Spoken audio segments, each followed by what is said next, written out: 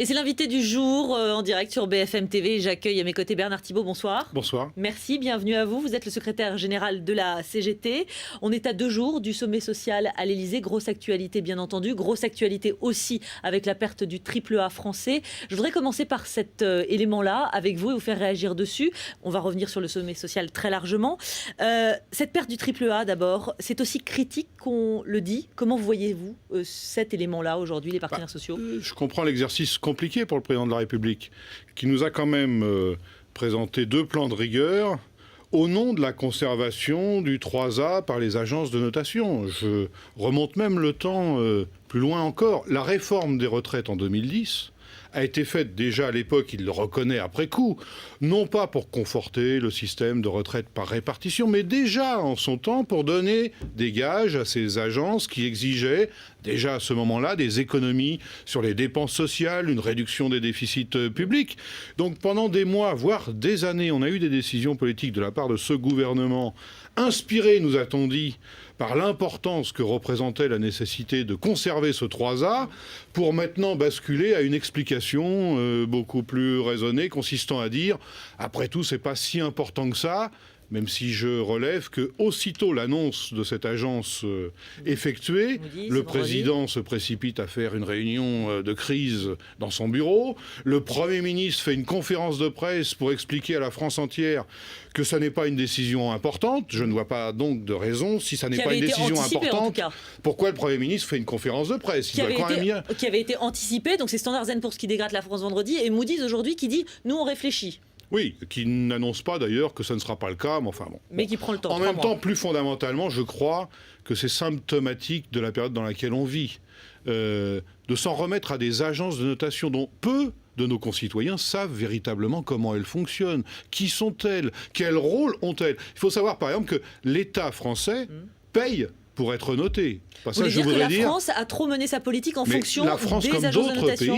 La France, comme d'autres pays, comme d'autres collectivités, comme d'autres entreprises, paye aujourd'hui pour être notée par des agences qui ont comme vocation à leur création, d'éclairer les investisseurs sur le taux de rentabilité de leurs investissements. Je ne vois pas en quoi ce type d'agence serait plus opportune, ou en tout cas serait des outils leur permettant de jouer un rôle d'arbitre ou de gendarme en lieu et place des citoyens qui sont là pour apprécier les décisions politiques. Donc aujourd'hui, toujours est-il que les marchés n'ont pas forcément réagi, voire pas du tout, ou très peu.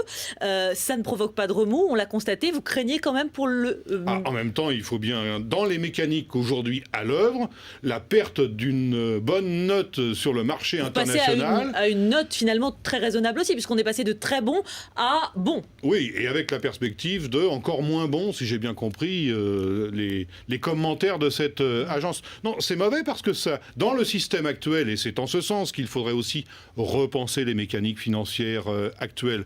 Ça veut dire de l'argent plus cher pour notre pays. Mais ça veut dire aussi de l'argent plus cher pour les particuliers, pour l'acquisition de prêts, pour des établissements publics. On a augmenté, par exemple, les partenariats privés-publics. On a augmenté le recours à l'emprunt dans l'hôpital public, dans d'autres services publics. Ça va donc coûter plus cher au pays. Il est donc temps, mais ça, c'est manifestement pas à l'ordre du jour pour l'instant.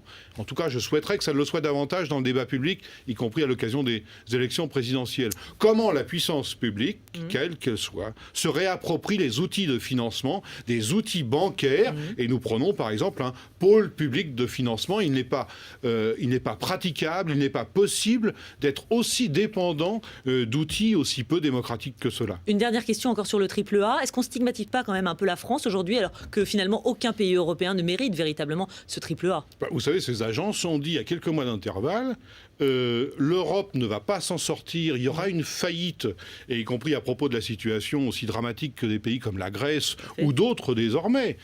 Vous ne faites pas les efforts, les restrictions suffisantes et on vous dégrade, pour quelques mois après maintenant s'entendre dire par ces mêmes agences, le l'austérité que vous généralisez en Europe risque de provoquer la récession et on vous dégrade. Autrement dit, pile je gagne et face tu perds.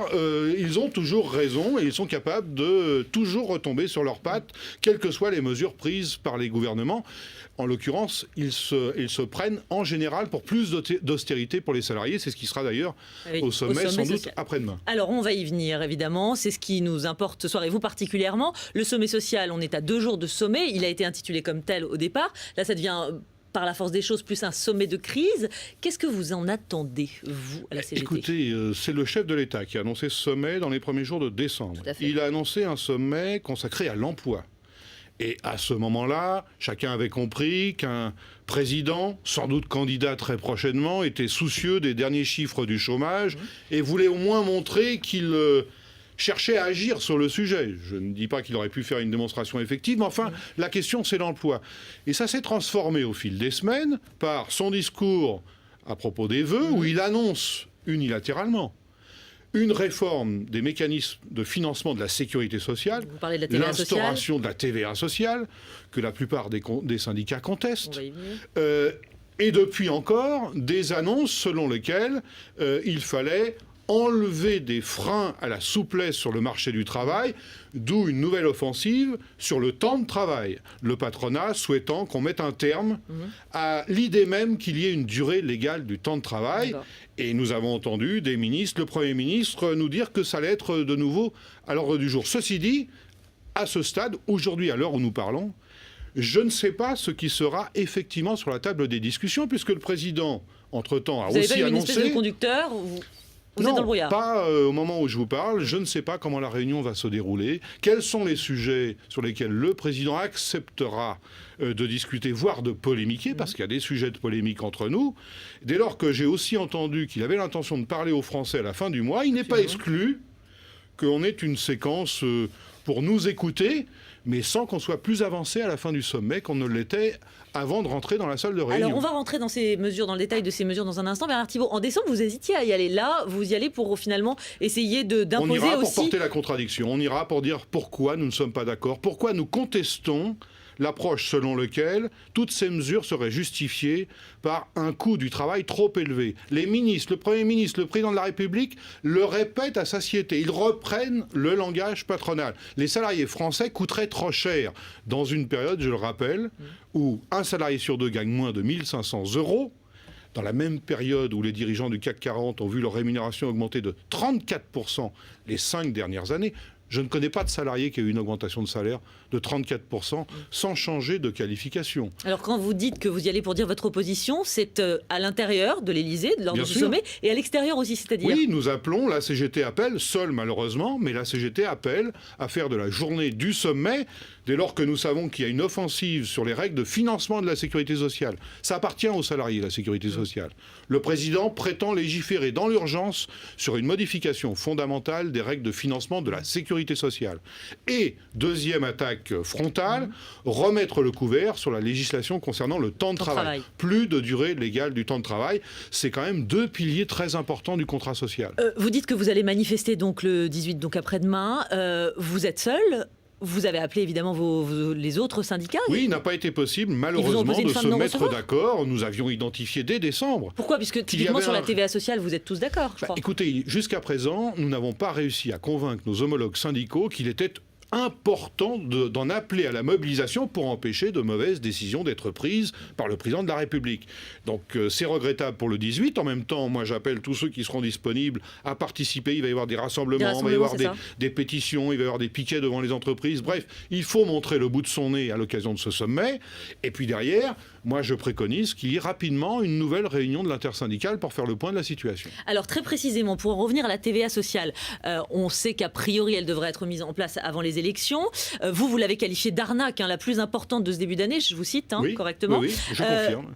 Vous êtes ferme et catégorique sur ce sujet, il n'y a pas moyen d'en discuter ?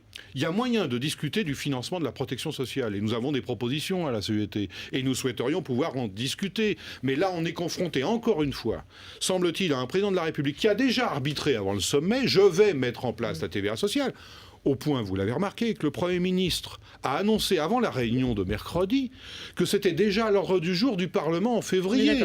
C'est ce qui nous fait dire que ce sommet devient une rencontre d'affichage plus qu'autre chose. Nous voulons aussi nous tenir le langage de la vérité auprès des salariés. Mais Bernard Thibault, quand Xavier Bertrand, pas plus tard que la semaine dernière, ou encore Laurence Parisot sur ce même plateau sur BFM TV, dit s'il y a baisse de cotisation sociale, ça se traduira sur la fiche de paie des salariés, sur leur salaire net, et donc plus de pouvoir d'achat. Il n'y a absolument rien qui nous l'indique, qui nous indique que ce serait ce scénario, alors qu'il a, je ne sais même pas si le gouvernement, le chef de l'État, est calé sur les arbitrages, selon la formule consacrée, qu'il est susceptible soit de nous présenter au sommet, soit d'annoncer aux Français à la fin du mois. En tout cas, ce que nous avons entendu et répété, c'est qu'il fallait diminuer le coût du travail. Donc on ne laisse pas penser aux Français qu'on va leur faire un cadeau d'un côté pour compenser une mauvaise mesure de l'autre. Si l'objectif, c'est bien comme ça a été réaffirmé à plusieurs reprises, de diminuer le coût du travail, c'est qu'on va amputer une partie des droits sociaux des salariés. Donc là-dessus, vous rejoignez un peu Marine Le Pen, qui ne parle pas de TVA sociale, mais de TVA patronale ? Oui, mais Marine Le Pen, elle a le grand défaut de ne jamais avoir été à côté des salariés en lutte pour faire respecter leurs droits. Elle est dans une campagne politique, elle n'a jamais été aux côtés des combats syndicaux de ces dernières années. On va y venir justement dans un instant. Quid des accords compétitivité-emploi ? Parce que là aussi, on voit que a priori, vous êtes plutôt ferme et catégorique sur le sujet. Ça ouvre pourtant de la flexibilité. On a pu le constater outre-Rhin. De la flexibilité pour les salariés. Les employeurs recherchent à reporter l'incertitude de demain sur les seuls salariés. Il y a du dialogue qui se crée entre salariés et patronat dans ces cas-là. C'est le cas en Allemagne. Ils arrivent à se mettre d'accord. Aujourd'hui, un employeur, s'il le souhaite, peut négocier dans son entreprise. Il n'y a aucune limite à la négociation dans l'entreprise. Il y a des négociations annuelles obligatoires. Et d'ailleurs, il y a trop d'entreprises qui ne respectent pas le rendez-vous des négociations annuelles obligatoires où on doit négocier l'évolution des salaires, l'organisation du temps de travail, le plan de formation des salariés. Si des employeurs veulent discuter d'un contexte de crise particulier et obtenir des aménagements d'horaires, voire c'est négociable dans l'entreprise. C'est pas ça qui est visé. Et il y a d'ailleurs des accords de ce point de vue-là. Je vous rappelle d'ailleurs qu'il y a plusieurs scénarios où dans des entreprises où les syndicats et les salariés ont accepté, au nom d'une période de tension, une limitation de leur salaire au nom du maintien de l'emploi, 2 ans après ont vu l'usine fermer. Je pense à Continental, je pense aussi à la fonderie du Poitou, qui est encore l'objet de lutte sociale pour défendre le potentiel industriel. Non, ce qui est visé, c'est d'aller au-delà. Plus de durée légale du temps de travail. Tout ça serait affaire d'un rapport de salarié à employeur, la jungle sur les horaires de travail. Autre mesure, le fait de favoriser le chômage partiel, comme en Allemagne, là encore, là vous êtes pour ? Selon certaines conditions, nous avons même fait des propositions. Et nous voudrions, par exemple, qu'il y ait un système plus mutualisé entre les entreprises si le chômage partiel doit se développer. Là, nous sommes sur ce qu'on appelle la gestion sociale de la période de crise. Nous ne sommes pas sur des mesures structurelles en faveur de l'emploi. Il faudrait quand même travailler sur l'emploi. Et de ce point de vue-là, il faudrait se repencher sur le bien fondé des heures supplémentaires défiscalisées. Le président de la République continue de privilégier des heures supplémentaires pour ceux qui ont un emploi, plutôt que de travailler sur ceux qui sont exclus du travail. C'est un choix politique. Nous le contestons comme beaucoup des autres syndicats. Il faudrait aussi mettre des conditions au recours du chômage partiel. On fait référence à l'Allemagne, mais là où des entreprises peuvent avoir recours au chômage partiel, il y a des engagements, et parfois sur plusieurs années, de maintenir l'emploi dans l'entreprise. Ça ne se fait pas sans contrepartie de la part de l'employeur. Aujourd'hui, ça n'est absolument pas à l'ordre du jour dans l'attitude des employeurs français. Et enfin, on ne peut pas, comme c'est le cas encore en France dans cette période, être dans des entreprises qui mettent au chômage partiel leurs salariés durant 1 mois et qui, le mois suivant, leur font faire des heures supplémentaires. On voit bien qu'on rejette sur les salariés des éléments de flexibilité qui font que socialement, c'est de plus en plus insupportable. On va avancer un peu, Bernard Thibault. Vous avez rencontré jeudi dernier François Hollande. À la sortie, vous avez été on ne peut plus direct. Alors, le quinquennat de Nicolas Sarkozy, vous tapez dessus, on est d'accord. Vous êtes en phase avec les propositions et les promesses de François Hollande ? Moi, je n'ai pas à livrer appréciation par le détail de la manière dont les uns et les autres développent leurs différentes propositions, d'autant plus que le programme des uns et des autres n'est pas forcément élaboré à un même degré. Et en même temps, et ça a toujours été, c'est normal, une élection, la préparation d'une élection présidentielle permet à des candidats qui ont ce souci-là d'entretenir un dialogue avec des organisations syndicales. Ils se souviennent, et je pense qu'ils ont raison. Apparemment, le dialogue est d'ailleurs plus avancé avec la CFDT. Comment vous comptez combler votre retard aujourd'hui avec François Hollande? Je n'ai pas besoin de combler quelques retards que ce soit. Ils impactent un peu plus, en tout cas, sur les promesses ou les propositions. Tous les candidats qui ont le souci de faire un bon score, et j'ai compris que François Hollande, comme d'autres, avait la prétention d'essayer de faire un bon score, ont le souci d'avoir le dialogue le plus utile possible avec le premier syndicat de salariés du pays. Parce que la CGT, c'est quand même le premier syndicat de salariés du pays. L'essentiel étant de ne pas s'en souvenir uniquement en période préélectorale. En période préélectorale, forcément. Vous allez rencontrer d'ailleurs les autres candidats. Jean-Luc Mélenchon, je crois qu'il vous a invité. Demain, j'ai une rencontre avec Jean-Luc Mélenchon et je crois qu'il y a une demande. Elle reste à formaliser plus précisément, mais je crois qu'il va y avoir aussi une demande de Madame Joly. Et si Marine Le Pen vous invite aussi à un dialogue? Non, c'est hors de propos. Il est évident, nous en avons fait la démonstration ces derniers mois, que nous continuerons à combattre les opinions, la philosophie politique défendue par Mme Le Pen. C'est évident. Vous tiendrez un meeting national au Zénith de Paris à la fin du mois. Oui. C'est un meeting de la CGT. Meeting national de la CGT, à laquelle nous invitons des parlementaires, des partis de gauche, parce que c'est la question de la retraite que nous voulons remettre au goût du jour, rappelant les revendications qui ont mis des millions de salariés dans la rue durant l'année 2010, une des réformes les plus combattues sur le plan social des réformes du président de la République actuelle. Et nous voulons rappeler ce qu'étaient nos revendications à cette période, notamment sur le droit à la retraite à 60 ans et la reconnaissance de la pénibilité des métiers, ce qui naturellement n'est toujours pas le cas avec la majorité actuelle. Donc vous allez continuer à mettre la pression sur la retraite à 60 ans. Le PS a plutôt édulcoré sa promesse sur le sujet quand même. Notre meeting est fait pour rappeler ce que sont les revendications à partir desquelles des millions de salariés se sont mobilisés en 2010. Merci beaucoup Bernard Thibault d'être venu nous voir ce soir en direct sur BFM TV. Je rappelle que vous êtes secrétaire national de la CGT. Évidemment, vous serez au sommet social de mercredi à l'Élysée. Merci à vous. Dans un instant, c'est le journal de 19h30 en direct avec Jean-Rémy Baudot. Et dans la foulée, le face-à-face du lundi, Jean-François Kahn, écrivain, face à l'ancien ministre de l'économie, Alain Madelin. À tout de suite.